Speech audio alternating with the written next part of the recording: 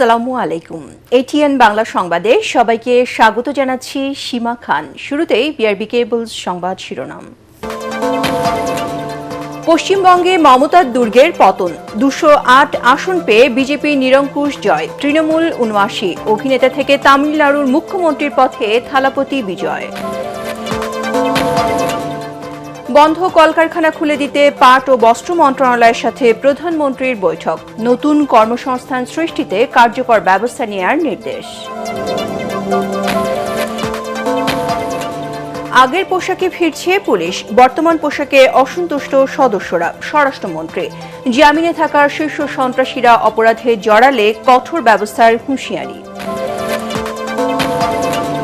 পণ্যমূল্য স্থিতিশীল রাখতে ডিসিদের নজরদারি বাড়ানোর তাগিদ বাণিজ্যমন্ত্রীর। কোরবানির সব চামড়া সংগ্রহ করবে সরকার, এ বছরই চালু হবে বন্ধ সব এয়ারপোর্ট, বিমানমন্ত্রী। এবং বাংলাদেশ যুক্তরাষ্ট্র বাণিজ্য চুক্তির বৈধতা চ্যালেঞ্জ করে হাইকোর্টের রিট, শেখ হাসিনা সহ সাজাপ্রাপ্ত পলাতক আসামিদের ফেরাতে তৎপর সরকার, জানালেন আইনমন্ত্রী। শুনছিলেন বিআরবি কেবল সংবাদ শিরোনাম, এবারে জানাবো বিস্তারিত। শুরুতেই ভারতের বিধানসভা নির্বাচনের খবর।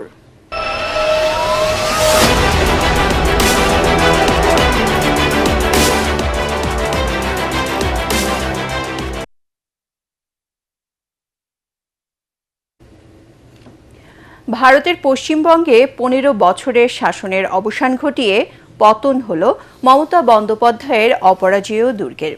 294 আসনের লড়াই শেষে ম্যাজিক ফিগার অনায়াসেই পার করেছে ভারতীয় জনতা পার্টি বিজেপি। 208টি আসন নিয়ে জয় নিশ্চিত করেছে দলটি, আর মাত্র 79টি আসনে থমকে গেছে ঘাসফুল শিবির। আর কংগ্রেস 2টি আর সিপিএম পেয়েছে 1টি আসন। দিল্লি থেকে প্রধানমন্ত্রী নরেন্দ্র মোদী এই জয়কে ঐতিহাসিক উল্লেখ করে হুঁশিয়ারি দেন, বাংলার মাটি থেকে অনুপ্রবেশকারীদের বিতাড়িত করা হবে। এদিকে পরাজয় মেনে নিতে নারাজ মুখ্যমন্ত্রী মমতা ব্যানার্জি, অভিযোগ তোলেন ভোট গণনায় কারচুপির। জাহিদুল আলমের রিপোর্টে বিস্তারিত। ভারতের পশ্চিমবঙ্গের রাজনৈতিক মানচিত্রে অভাবনীয় পট পরিবর্তন ঘটাল ভারতীয় জনতা পার্টি বিজেপি। ঐতিহাসিক এই জয়ের পর সোমবার সন্ধ্যায় দিল্লিতে কর্মী সমর্থকদের উদ্দেশ্যে ভাষণ দেন প্রধানমন্ত্রী নরেন্দ্র মোদী। এই জয়কে বলেন গণতন্ত্রের নতুন সূর্যোদয়, বলেন প্রতিশোধ নয়, এখন থেকে বদল দেখবে বঙ্গ। ভাষণে কড়া হুঁশিয়ারি উচ্চারণ করেন অনুপ্রবেশকারী ইস্যু নিয়েও, বলেন এসব ভুয়া নাগরিক চিহ্নিত করে বিতাড়িত করা হবে। মতুয়া ও নমশূদ্র সম্প্রদায়ের মানুষকে নাগরিকত্ব দেওয়ার ঘোষণাও দেন তিনি। একই সাথে বাংলায় চলে আসা দুর্নীতি দমনেরও ঘোষণা দেন। অন্যদিকে পরাজয় মেনে নিতে অস্বীকার করে মুখ্যমন্ত্রী মমতা ব্যানার্জি ভোট গণনায় কারচুপির অভিযোগ তুলেছেন। নির্বাচন কমিশন ও কেন্দ্রীয় বাহিনীর বিরুদ্ধে পক্ষপাতিত্বের অভিযোগ তুলে একে গণতন্ত্রের কলঙ্ক বলে আখ্যা দিয়ে মমতা ভোট গণনা কেন্দ্র ছেড়ে যান। এদিকে ফল প্রকাশের পর বিভিন্ন স্থানে সহিংসতা ছড়িয়ে পড়ে। বিজেপির এই অভাবনীয় জয়ের পর এখন আলোচনার কেন্দ্রে কে হচ্ছেন পশ্চিমবঙ্গের পরবর্তী মুখ্যমন্ত্রী। দলটির পক্ষ থেকে আগে কোনো নাম ঘোষণা করা না হলেও শুভেন্দু অধিকারী, সুকান্ত মজুমদার এবং দিলীপ ঘোষের নাম জোরালোভাবে শোনা যাচ্ছে। রাজনৈতিক বিশ্লেষকদের মতে পশ্চিমবঙ্গের এই পট পরিবর্তনের প্রভাব বাংলাদেশের ওপরও পড়তে পারে, বিশেষ করে বিজেপির অনুপ্রবেশকারী তাড়ানোর নীতি এবং এনআরসি কার্যকরের অবস্থান দেশে শরণার্থী সংকটের সাথে সাথে ঢাকা ও দিল্লির সম্পর্কে চাপ তৈরি করতে পারে। জাহিদুল আলম, এটিএন বাংলা। দর্শক, পশ্চিমবঙ্গ বিধানসভা নির্বাচনের আরো খবর জানাচ্ছেন কলকাতা প্রতিনিধি কিংসুক চক্রবর্তী। গেরুয়া ঝড়ে তৃণমূল দিশাহারা। এখনো পর্যন্ত খবর অনুযায়ী 208টি আসনে জিতে আছে বিজেপি এবং 79টি আসনে জিতেছে তৃণমূল। সবচেয়ে বড় কথা যে এই নতুন সরকার গড়তে চলেছে বিজেপি, এই প্রথম ভারতবর্ষে বাংলায় তারা দখল করলো। তো এখন দেখার কথা যে তারা কিভাবে বাংলাকে কোন দৃষ্টিতে দেখবে। তাদের কাছে কিন্তু অনেক প্রত্যাশা রয়েছে জনগণের। চাকরি থেকে শুরু করে নানা কিছু বিষয়। এখন দেখা যাক বিজেপি সরকার কিভাবে এটা দেখে, সেটা সেটা আমার সেদিকে আমাদের নজর থাকবে। এদিকে ভারতের তামিলনাড়ুর বিধানসভা নির্বাচনে বড় ব্যবধানে জয় পেয়েছেন চলচ্চিত্র অভিনেতা থালাপতি বিজয়ের দল তামিলাগা ভেট্টি কাজাগাম টিভিকে। এ বছরই প্রথমবারের মতো নির্বাচনে অংশ নিয়ে জয় পেয়ে বড় চমক দেখিয়েছে তারা। যদিও থালাপতি বিজয়ের দল টিভিকে মুখ্যমন্ত্রী পদের জন্য এখনও কাউকে নির্বাচন করেনি, তবে থালাপতি বিজয়ী তামিলনাড়ু সরকারের নতুন মুখ্যমন্ত্রী হবেন এমনটাই ধারণা করা হচ্ছে। এর আগে 2024 সালের ফেব্রুয়ারিতে জনগণের সেবা করার মিশন নিয়ে রাজনীতিতে নামার ঘোষণা দেন তিনি। অভিনয়ের জনপ্রিয়তাকে পুঁজি করে প্রথমবার নির্বাচনী ময়দানে নেমেই তিনি রাজ্যের প্রতিষ্ঠিত রাজনৈতিক শক্তিগুলোকে চ্যালেঞ্জের মুখে ফেলেন। বিজয়ের এই আকস্মিক উত্থানকে বিশ্লেষকরা তামিল রাজনীতির একটি নতুন যুগের সূচনা হিসেবে দেখছেন। ইশতেহারে তরুণ, নারী ও মৎস্যজীবীদের জন্য বিশেষ সুবিধার প্রতিশ্রুতি বিজয়ের সাফল্যে বড় ভূমিকা রেখেছে বলে মনে করা হচ্ছে। পশ্চিমবঙ্গে যে দলই ক্ষমতায় আসুক বাংলাদেশের সাথে সম্পর্কে কোনো প্রভাব পড়বে না বলে আশা প্রকাশ করেছেন পররাষ্ট্র প্রতিমন্ত্রী শামা ওবায়দ। পররাষ্ট্র মন্ত্রণালয় ব্রিফিংয়ে তিনি বলেন, পুশিন অভিন্ন নদীর পানি বণ্টন সহ স্বার্থ সংশ্লিষ্ট বিষয় নিয়ে দুদেশের মধ্যে আলোচনা চলমান রয়েছে। শামা ওবায়দ জানান, শিগগিরই বাংলাদেশিদের জন্য সব ধরনের ভিসা সেবা চালু করবে ভারত। সকল দেশে গণতন্ত্র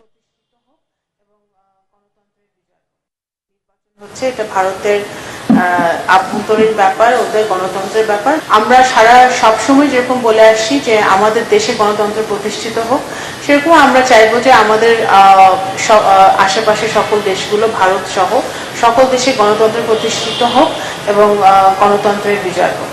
আমাদের সাথে যে আলাপ আলোচনা হয়েছে, আপনারা রিসেন্টলি দেখেছেন যে আমাদের ফরেন মিনিস্টার ভারত সফরে গিয়েছিলেন, সেখানেও ওনারা ভিসার ব্যাপারে পজিটিভলি বলেছেন। তো আমরা আশা করব যে ট্যুরিস্ট ভিসা সহ সকল ভিসাই স্বাভাবিক হবে এবং আমাদের দুই দেশের মধ্যে যাতায়াত আবার স্বাভাবিক হবে।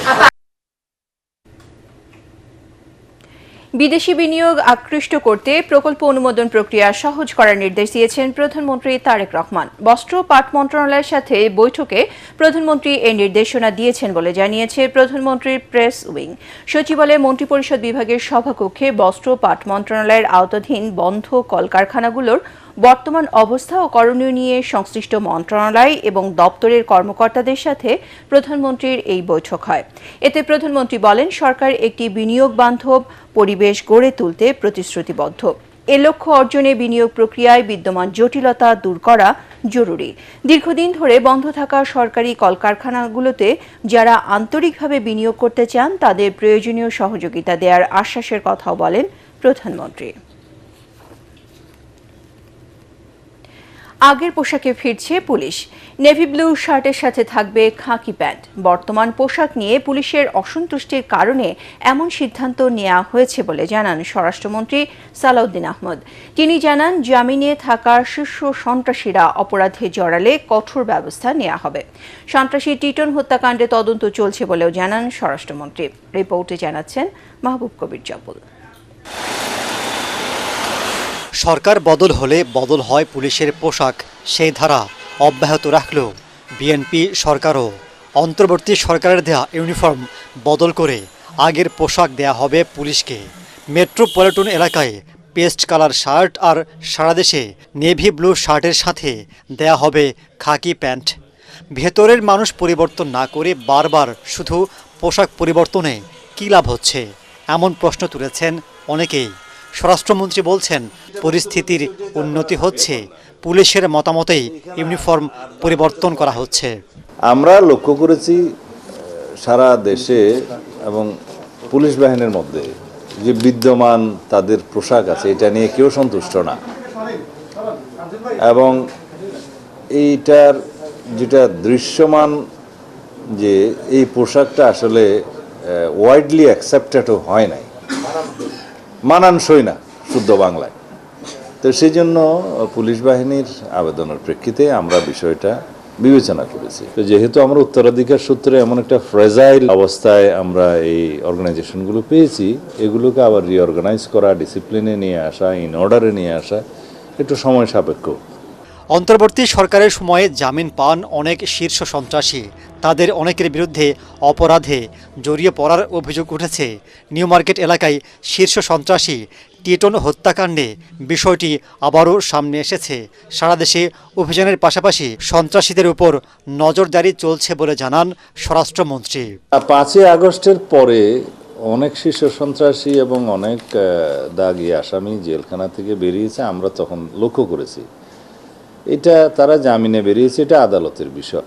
যেহেতু তারা স্বভাবগত অপরাধী বলে অনেকেই চিহ্নিত এবং কারো যদি অভিযোগ থাকে, থানায় মামলা থাকে, সেটা তদন্ত করে যেতে হয়। একজন শীর্ষ সন্ত্রাসী নিহত হয়েছে, সেই বিষয়ে পুলিশ তদন্ত করে দেখছে। 2 সপ্তাহের ব্যবধানে ডিআইজি পদমর্যাদার 30 পুলিশ কর্মকর্তাকে বাধ্যতামূলক অবসরে পাঠিয়েছে সরকার।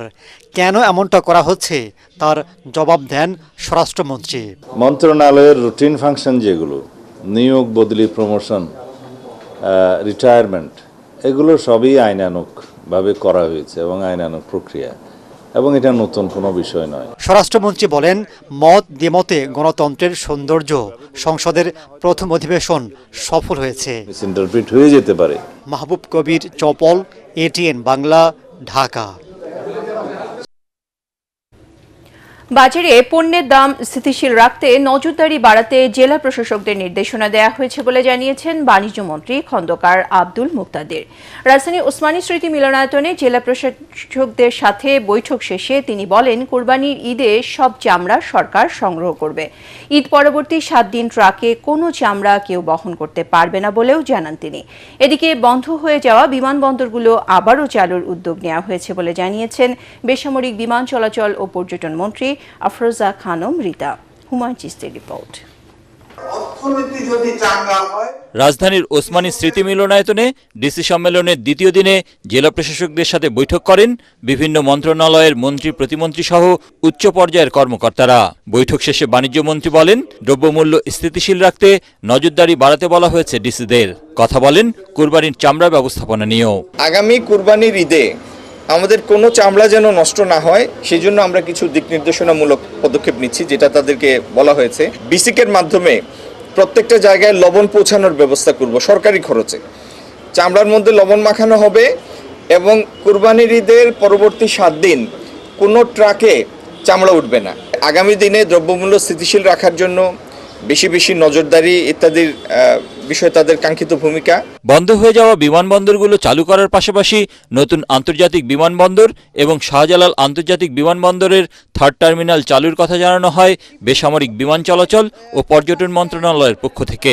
এছাড়া জেলার দর্শনীয় স্থানগুলো প্রয়োজনীয় সংস্কার করে পর্যটন কেন্দ্র গড়ে তোলার পরামর্শ দেওয়া হয়েছে ডিসিদের। ব্যবহৃত হচ্ছে না প্রায় 8টি-9টি বিমানবন্দর, সেগুলিকে আমরা নতুন করে রিপেয়ার করে এটাকে চালু করব আভ্যন্তরীণ রুট হিসেবে। আবার 3rd টার্মিনাল শুরু করব ডিসেম্বরের 16 ডিসেম্বর আমরা আশা করছি করতে পারবো।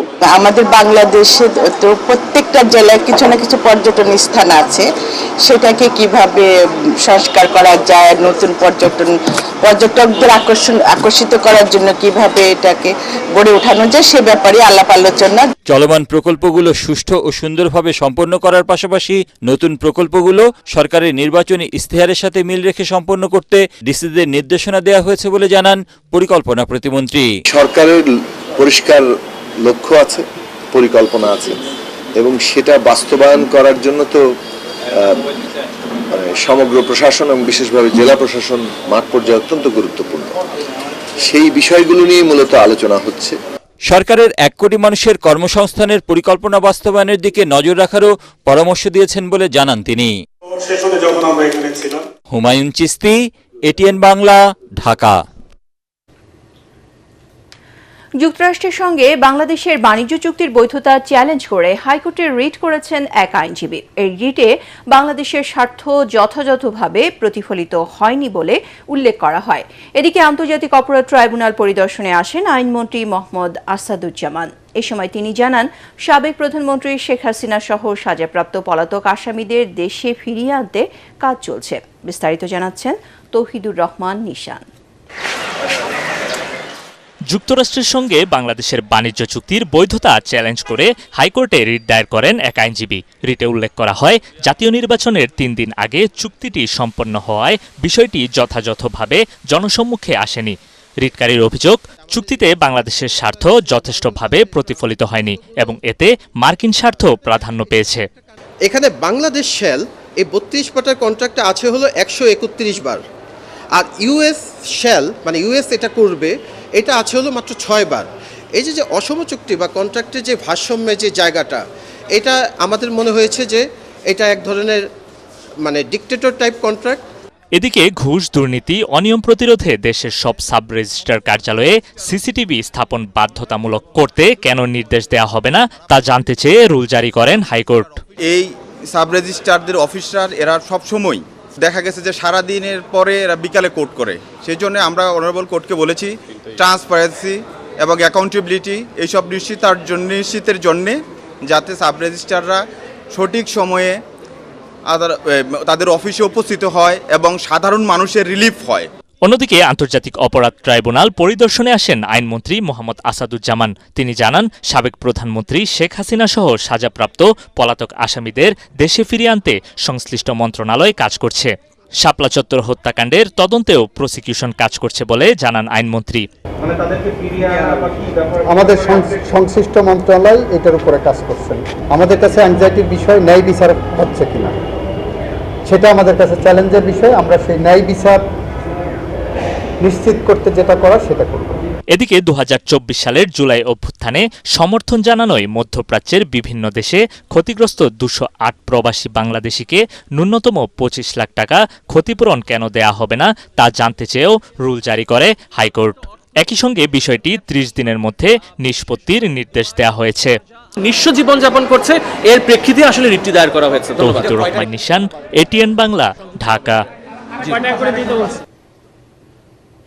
সংরক্ষিত নারী আসনে সংসদ সদস্যরা গণতন্ত্রকে প্রাতিষ্ঠানিক রূপ দিতে ভূমিকা রাখবেন বলে আশা প্রকাশ করেছেন বিএনপি মহাসচিব মির্জা ফখরুল ইসলাম আলমগীর। রাজধানীর শেরেবাংলা নগরে জিয়ার মাজারে নবনির্বাচিত এমপিদের নিয়ে শ্রদ্ধা নিবেদন শেষে তিনি একথা বলেন। এ সময় বিএনপি দলীয় নারী এমপিরা বলেন, সংসদকে প্রাণবন্ত করতে তারা সর্বোচ্চ ভূমিকা রাখবেন। মিজান শাহজাহানের রিপোর্ট। শহীদ রাষ্ট্রপতি জিয়াউর রহমান ও বেগম খালেদা জিয়ার মাজারে আগে থেকে উপস্থিত ছিলেন সংরক্ষিত আসনের দলীয় 36 এমপি। পরে সেখানে যোগ দেন বিএনপি মহাসচিব মির্জা ফখরুল ইসলাম আলমগীর ও জাতীয় সংসদের চিফ হুইপ নুরুল ইসলাম মনি। এ সময় সংরক্ষিত আসনে স্বতন্ত্র জোটের নারী এমপি সহ 37 নারী সংসদ সদস্যকে সাথে নিয়ে শ্রদ্ধা নিবেদন করেন তারা।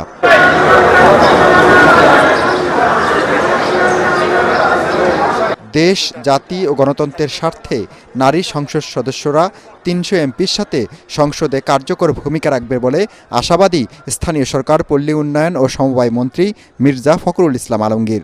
তারা বাংলাদেশে গণতন্ত্রকে প্রাতিষ্ঠানিক রূপ দিতে জাতীয় সংসদকে কার্যকরী করার ক্ষেত্রে এবং জাতীয় সংসদকে সত্যিকার অর্থেই সকল কর্মকাণ্ডের কেন্দ্রবিন্দু পরিণত করতে তারা তাদের ভূমিকা রাখবেন। এ সময় সংরক্ষিত আসনে নবনির্বাচিত এমপিরা বলেন, দেশ ও মানুষের কল্যাণে কাজ করবেন তারা। মোট জনসংখ্যার 52% হচ্ছে আমাদের নারী। সেই নারী সমাজের জন্য কোনো কাজ যাতে আমরা করতে পারি সেই চেষ্টাটা আমাদের কাছে সর্বাগ্রে থাকবে। তরুণদের নিয়ে অবশ্যই কথা বলতে হবে, যুব সমাজ নিয়ে কথা বলবো, একজন নারী হয়ে নারীদের নিয়ে কথা বলবো, নারীর অধিকার আদায়, নারীর ক্ষমতায়নে কথা বলবো। নবীন প্রবীণের সমন্বয়ে সংসদীয় গণতন্ত্রে নতুন ইতিহাস রচনা করতে চান এসব সংসদ সদস্য। আমার কাছে প্রায়োরিটি থাকবে অবশ্যই পশ্চাৎপদ নারীদের কিভাবে আমরা আরো সামনের দিকে এগিয়ে নিয়ে যেতে পারি। যে আইনগুলোর জন্য বিচার ব্যবস্থা বিলম্বিত হয়, দীর্ঘ সূত্রিতা থাকে, ওইগুলোকে কমায় আনার জন্য উপজাতি যত সম্প্রদায়ের লোক হোক, হিন্দু মুসলমান, আমি সবার জন্যই যার যার সমস্যাগুলো ইন্ডিকেট করব। 50টি সংরক্ষিত আসনের মধ্যে বিএনপি 36, জামাত এনসিপি জোটের 12 জন ও স্বতন্ত্র জোটের একমাত্র এমপি সুলতানা জেসমিন জুই এই 49 জন রোববার শপথ নেন। গেজেট হওয়ার পর শপথ নেবেন এনসিপির নুসরাত তাবাসসুম। মিজান শাহজাহান, এটিএন বাংলা, ঢাকা। দীর্ঘদিন পর সরকার ও বিরোধী দলের যুক্তি তর্কে প্রাণবন্ত হয়ে উঠেছিল ত্রয়োদশ সংসদের প্রথম অধিবেশন। নিজেদের কাছে সংসদ উপভোগ্য ছিল বলে জানিয়েছেন সরকার ও বিরোধী দলের সদস্যরা। তবে বিরোধী দলীয় সংসদ সদস্যরা মনে করেন জুলাই সনদ বাস্তবায়নে অগ্রগতি না হওয়ায় অধিবেশনের কাঙ্ক্ষিত সফলতা নেই। আগামী অধিবেশনেই গুম ও মানবাধিকার সহ সংস্কার সংক্রান্ত অধ্যাদেশগুলি গ্রহণযোগ্য করে উত্থাপিত হবে বলে জানিয়েছেন সরকার দলীয় সংসদ সদস্যরা। বিস্তারিত জানাচ্ছেন একরামুল হক সায়েম। যদি নির্বাচনটা না হতে দেয় সেজন্য আমরা সবকিছুতে আপোষ করে জুলাই জাতীয় সনদও স্বাক্ষর করেছি। এই সংসদে মাননীয় স্পিকার প্রথম অধিবেশনে আমি অনেক হতাশ হয়েছি। সরকার ও বিরোধী দলের সদস্যদের যুক্তিতর্কে দীর্ঘ 18 বছর পর যেন প্রাণ ফিরে পেয়েছে জাতীয় সংসদ। রাষ্ট্রপতির ভাষণকে কেন্দ্র করে প্রথম থেকেই উত্তাপ ছড়ায় অধিবেশন কক্ষে। জনাব স্পিকার,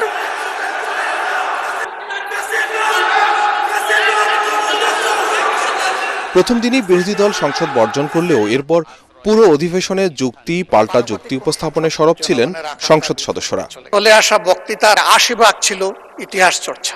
গণভোট সংস্কার ইস্যুতে ভিন্ন অবস্থান, সংবিধান ও মুক্তিযুদ্ধ নিয়ে পাল্টাপাল্টি বক্তব্যে সংসদে যেমন উত্তেজনা ছড়িয়েছিল, তেমনি জ্বালানি সংকট সহ বিভিন্ন ইস্যুতে সরকার ও বিরোধী দলের সমঝোতার অবস্থানও রাজনীতিতে ইতিবাচক মেরুকরণের ইঙ্গিত দেয়।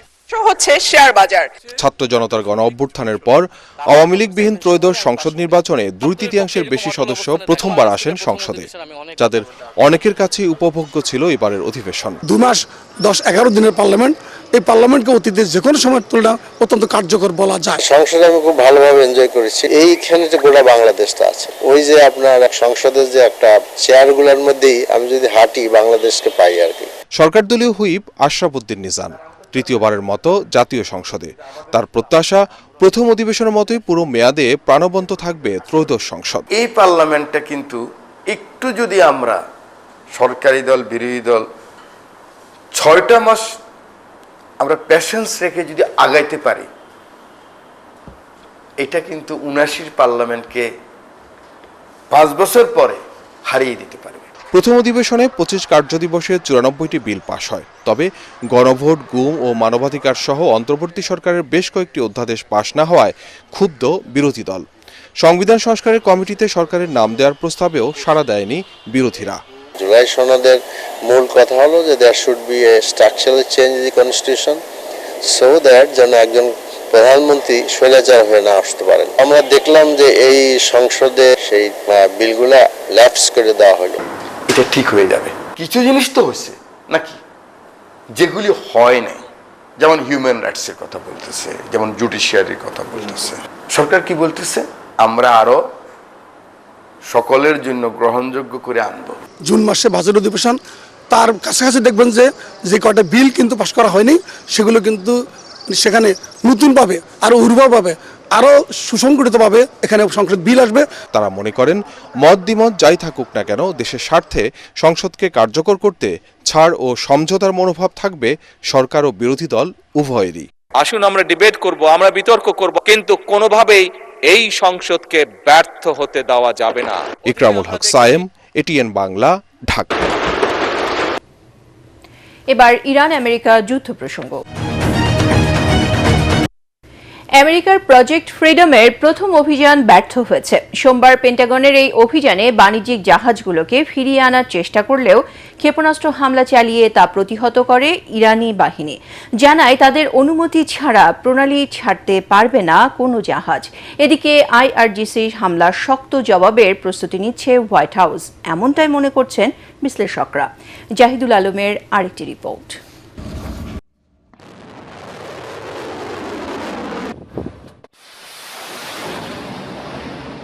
হরমুজ প্রণালীতে আটকে থাকা বাণিজ্যিক জাহাজগুলোকে নিরাপদে বের করে নিয়ে আসতে প্রজেক্ট ফ্রিডম শুরু করেছে আমেরিকা। অভিযানে অংশ নিচ্ছে 15,000 সেনা, শতাধিক বিমান, যুদ্ধজাহাজ ও ড্রোন। সোমবার দুপুরে অভিযান শুরু করলেও আইআরজিসির হস্তক্ষেপে তা ভেস্তে যায়। ইরানের নৌবাহিনী দাবি করে যুক্তরাষ্ট্র ও ইসরায়েলের ডেস্ট্রয়ারগুলোকে আটকে দেওয়া হয়েছে। বিবৃতিতে জানানো হয়, জাস্ক দ্বীপের কাছে সতর্কবার্তা অমান্য করায় একটি মার্কিন যুদ্ধজাহাজে ইরানের 2টি ক্ষেপণাস্ত্র আঘাত হানে। পরে মার্কিন জাহাজগুলো সরে যায়। যদিও ইরান জানিয়েছে যুদ্ধবন্ধে তারা যুক্তরাষ্ট্রের প্রস্তাব পর্যালোচনা করছে।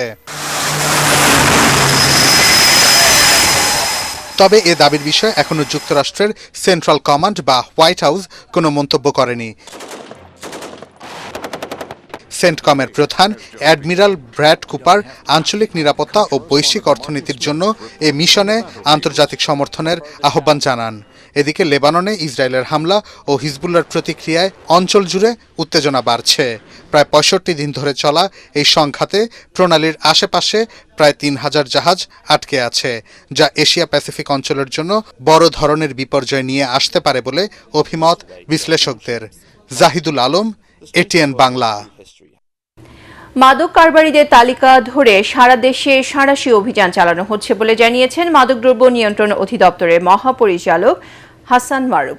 তিনি বলেন, গোয়েন্দা নজরদারি বাড়িয়ে মাদকের চালান ধরতে মাঠে একাধিক টিম কাজ করছে বলেও জানান তিনি। সেগুনবাগিচায় সংস্থাটির প্রধান কার্যালয়ে সংবাদ সম্মেলনে তিনি এসব কথা বলেন।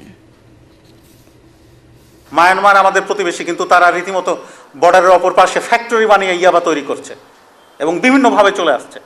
ঠিক একইভাবে গাঁজা, হেরোইন, ফেন্সিডিল কোত্থেকে আসে আপনারা সবাই জানেন। আমরা চেষ্টা করে যেতে পারি এবং জনগণ যতক্ষণ পর্যন্ত না সচেতন হবে যে না এটা খেলে মানুষ মারা যাবে, ক্ষতি হবে, ততক্ষণ পর্যন্ত আপনি যদি ডিমান্ড না কমাতে পারেন, সাপ্লাই কমাতে পারবেন না। ইকোনমিক্সের যে থিওরি, তা আমরা চেষ্টা করে যাচ্ছি এই দুটার সমন্বয় করার জন্য। সরকার তার সব কর্মকাণ্ডে জবাবদিহিতার সংস্কৃতি গড়ে তুলতে চায় বলে জানিয়েছেন শিক্ষা প্রতিমন্ত্রী ববি হাজ্জাজ। রাজধানীর চিনমৈত্রী সম্মেলন কেন্দ্রে প্রতিমন্ত্রী রচিত দ্য লার্নিং নেশন বইয়ের মোড়ক উন্মোচন অনুষ্ঠানে তিনি একথা বলেন। এ সময় ববি হাজ্জাজ জানান, জিডিপির ৫% শিক্ষা খাতে ব্যয় করতে চায় সরকার। 10 বছর যখন জবাবদিহিতা চেয়েছি, সেটার জন্য সড়কে আন্দোলন করেছি, রাজপথে আন্দোলন করেছি। আজকে নিজেরা যখন কেদারায় বসেছি, নিশ্চয়ই আমরা জবাবদিহিতার আয়তায় থাকবো। জিডিপির 5% শিক্ষা খাতে ব্যয় আমরা নিয়ে আসতে চাই। জনগণ বৈষম্য চায় না, কিন্তু আমাদের কাছে যখন আসে তখন বৈষম্য রিকোয়েস্ট নিয়েই আসে। এবারে পূবালী ব্যাংক বাণিজ্য সংবাদ।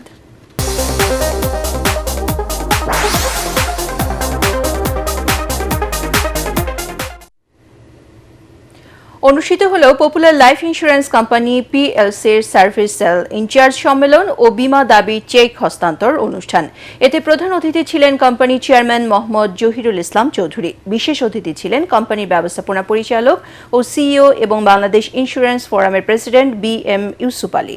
এ সময় প্রতিষ্ঠানটির কর্মকর্তারা বীমা দাবির অর্থ দ্রুত ও সঠিকভাবে পরিশোধ করা কোম্পানির অন্যতম প্রধান অঙ্গীকার বলে পুনর্ব্যক্ত করেন। কোম্পানির অতিরিক্ত ব্যবস্থাপনা পরিচালক BM শওকত আলীর সভাপতিত্বে অনুষ্ঠানে আরও উপস্থিত ছিলেন অতিরিক্ত ব্যবস্থাপনা পরিচালক নন্দন ভট্টাচার্য, কোম্পানি সচিব মোস্তফা হেলাল কবির ও সিনিয়র উপব্যবস্থাপনা পরিচালক সহ অন্যান্য ঊর্ধ্বতন কর্মকর্তারা। ঢাকা দক্ষিণ কেরানীগঞ্জের আদ্দিন মোমিন মেডিকেল কলেজে অনুষ্ঠিত হল MBBS কোর্সের 12তম ব্যাচের শিক্ষার্থীদের ওরিয়েন্টেশন ও নবীনবরণ। এতে প্রধান অতিথি ছিলেন আদ্দিন ফাউন্ডেশনের উপদেষ্টা অধ্যাপক ডাক্তার আফিকুর রহমান। এ সময় তিনি শিক্ষার্থীদের বিভিন্ন দিক নির্দেশনা দেন। অনুষ্ঠান শেষে প্রতিটি শিক্ষার্থীকে গাছের চারা উপহার দেয় কলেজ কর্তৃপক্ষ। পরে ক্যাম্পাসে তা রোপণ করা হয়। এ সময় কলেজের অধ্যক্ষ অধ্যাপক ডাক্তার গোলাম রহমান দুলাল, একাডেমিক কোঅর্ডিনেটর ও ফার্মাকোলজি বিভাগের প্রধান অধ্যাপক ডাক্তার নাফিসা রশিদ, অবস ও গাইনি বিভাগের প্রধান অধ্যাপক ডাক্তার আরিফা আক্তার জাহান সোমা সহ দেশি বিদেশি শিক্ষার্থী ও তাদের অভিভাবকেরা অংশ নেন।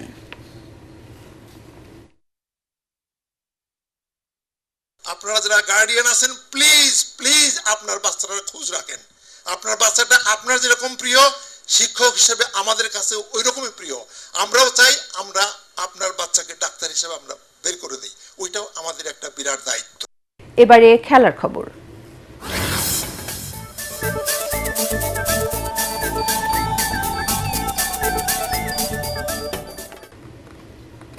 ঢাকা প্রিমিয়ার ক্রিকেট লিগ DPL-এ হার দিয়ে শুরু করল আবাহনী লিমিটেড। টুর্নামেন্টের উদ্বোধনী দিনে নবাগত ঢাকা লেপার্ডসের কাছে 5 উইকেটে হেরেছে আকাশী হলুদ শিবির। বসুন্ধরা কিংস অ্যারেনায় বৃষ্টিবিঘ্নিত 30 ওভারের ম্যাচে প্রথমে ব্যাট করে সাব্বির রহমানের ঝোড়ো 50-তে 8 উইকেটে 181 রানের পুঁজি পায় আবাহনী লিমিটেড। 29 বলে 55 রানে অপরাজিত থাকেন সাব্বির। জবাবে জাকির হাসানের 66 বলে 74 রানের ইনিংসে 5 বল হাতে রেখে 5 উইকেটে 184 রান তুলে জয় পায় ঢাকা লেপার্ডস।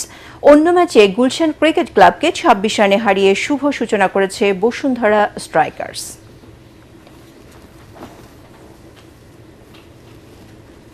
সংবাদ শেষ করার আগে বিআরবি কেবল শিরোনামগুলো আরও একবার। পশ্চিমবঙ্গের মমতার দুর্গের পতন, 208 আসন পেয়ে বিজেপি নিরঙ্কুশ জয়, তৃণমূল 79। অভিনেতা থেকে তামিলনাড়ুর মুখ্যমন্ত্রীর পদে থালাপতি বিজয়।